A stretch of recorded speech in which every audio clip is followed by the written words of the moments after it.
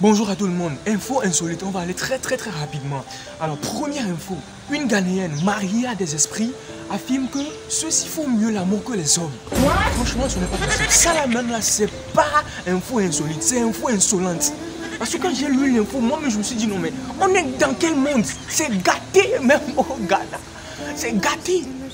C'est-à-dire qu'une fille qui dit que entre les humains et les esprits, c'est les esprits qui font mieux l'amour. Il faut un peu imaginer le nombre de fois que cette fille a fait l'amour dans sa vie. C'est-à-dire que, imaginez un peu par jour combien de fois cette fille peut faire l'amour. Et par jour, combien de fois elle fera l'amour avec les humains et combien de fois elle est arrivée à faire l'amour avec les esprits. Parce que, non,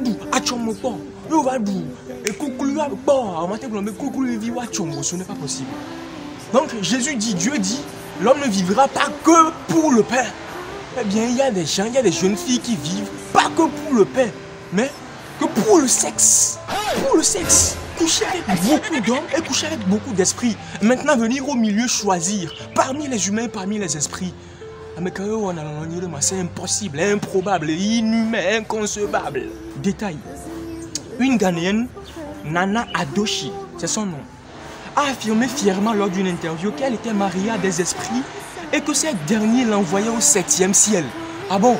Donc tu utilises aussi l'expression 7e ciel, c'est-à-dire que tu pêches, tu commets un acte abominable, tu irrites Dieu, tu provoques Dieu, Dieu se tait, il ne te regarde même pas et tu le provoques davantage.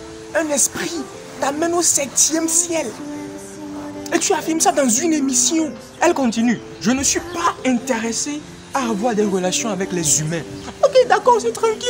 Nana Adoshi, on a compris. Moi, j'ai compris. Moi, Kaglan, je te croise quelque part, je te drague pas, tranquille. Tu n'es pas intéressé à avoir des relations avec les humains. Ok. Et des relations avec des esprits, avec des cochons, avec des lézards. C'est ton problème. Okay. Nous sommes dans quel monde? Rapidement. Deuxième info insolite. Là, mais c'est gâté. C'est encore plus gâté. On dit Bénin. Déjà quand on dit Bénin, ok. Mort en série. Bénin est mort en série. Qui est choqué? En tout cas, c'est pas moi, je ne suis pas choqué. Celui qui est choqué, quand même, quoi. Il ne va quand même pas s'attendre à ce qu'on dise Bénin. Et voilà, quoi. Jésus-Christ, ça fait ci, ça, tu vois. Bénin, mort en série de plusieurs cambrioleurs. Foudroyé par le tonnerre après avoir volé une moto. Bon, il y a certains vols là même, je me demande si c'est malédiction ou bien c'est la fin. Si c'est la fin, ça se comprend. Mais ce vol-ci, c'est malédiction. Parce que toi, il y a le Togo à côté. Tu n'as pas volé au Togo. Tu peux voler en Côte d'Ivoire, monsieur le voleur, ou bien monsieur les voleurs. Vous pouvez voler en Côte d'Ivoire, voler même aux États-Unis. Mon frère, ma soeur, tu peux voler, je sais pas, en Guinée équatoriale, vole où tu veux, dans tous les pays de l'Afrique. Mais tu t'en vas voler au Bénin. Et tu t'attends à quoi? Tu t'attends à ce que tu vives encore plus longtemps, mon frère, ma soeur.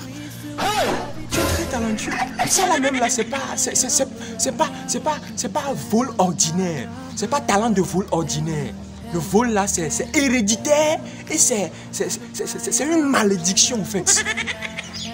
C'est une malédiction. Parce que quelqu'un qui ne sait pas voler au Bénin là, cette personne peut se voler. Je connais un gars, c'est-à-dire qu'il a tellement le talent inné de vol, il est tellement habitué au vol qu'il vole même ses propres trucs. Tu vois, il a acheté une moto et il ne sait même plus que c'est sa moto. Il a volé sa propre moto parce que le talent c'est inné, c'est héréditaire. Son grand-père était voleur. C'est son grand-père qui a réalisé Casa de Papel en ce temps, avant que ça ne sorte de nos jours. C'est incroyable. Incroyable. D'accord, il n'y a pas de souci. Du coup, troisième info insolite. Ça va vite, hein. Il s'est déguisé en fille pour entrer dans un collège et avoir des rapports sexuels. Ok. Je le dis encore. Il s'est déguisé en fille pour entrer dans un collège et avoir des rapports sexuels. Détail. Au cours de son interrogatoire, il a avoué qu'il était entré illégalement dans le collège. Pour fille, d'accord. Dans le but d'avoir des relations sexuelles avec l'une des étudiantes. Il a affirmé qu'elle lui avait demandé de lui rendre visite pour avoir des rapports sexuels. Bon, c'est-à-dire que la jeunesse est dépravée. La jeunesse ne sait plus où elle va. La jeunesse est foutue, quoi. J'arrive plus à comprendre. Déjà, tu pêches en commettant ou bien pratiquant les rapports sexuels. Mais encore plus que ça, tu pratiques des rapports ou bien tu tentes de pratiquer des rapports sexuels. Ouh, à l'école. Incroyable. Franchement, cette fille-là, c'est la sœur de Nana Adoshi. La fille qu'on en veut là, à la première info insolite, qui couche avec les esprits. Cette fille-là, c'est la sœur de Nana Adoshi. Parce qu'une fille qui est capable de dire à un homme, viens dans mon collège, déguise-toi en fille, viens dans mon collège et couchons ensemble dans mon école. Cette fille, franchement, imaginez le niveau où elle est accro au sexe.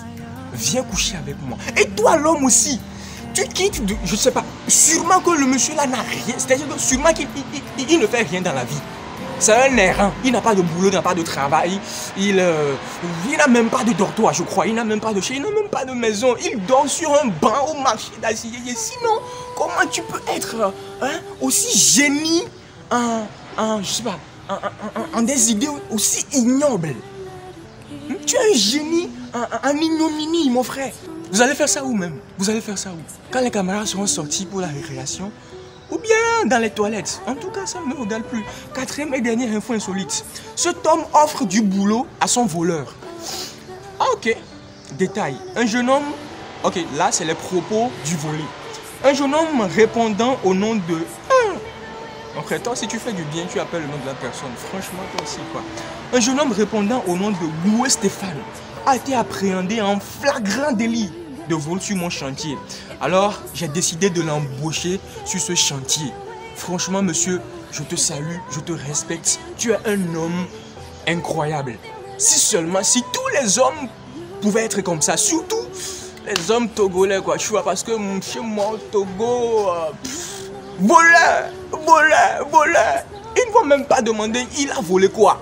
Voleur, on te brûle en même temps avant de savoir ce que tu as volé. Chaque fois condamner, chaque fois accuser les gens. Il a volé, c'est un voleur. Bon, il ne se pose pas la question, c'est quoi le motif? Qu'est-ce qui a poussé le mec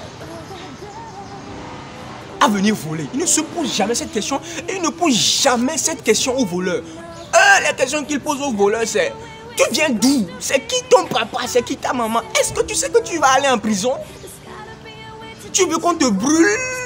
À quel niveau? Que tu deviennes de la cendre avant qu'on te laisse, ou bien tu veux qu'on te brûle avec quoi? Avec je sais pas, des pneus ou bien de l'essence et tout. C'est les questions qu'ils posent aux voleurs qu'ils attrapent ici chez nous. Alors que dans un autre pays, l'homme attrape un voleur sur son chantier. Il a compris que ce voleur là, c'est pas que c'est un talent inné. Parce que le voleur qui a le vol pour talent inné, tu peux lui donner 10 milliards.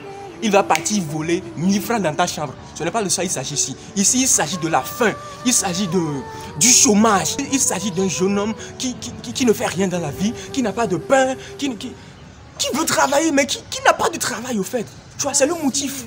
Et le gars l'a aidé. Franchement, c'est bien. Si seulement si les voleurs qui sont partis voler au Bénin pouvaient faire ça, ça serait bien.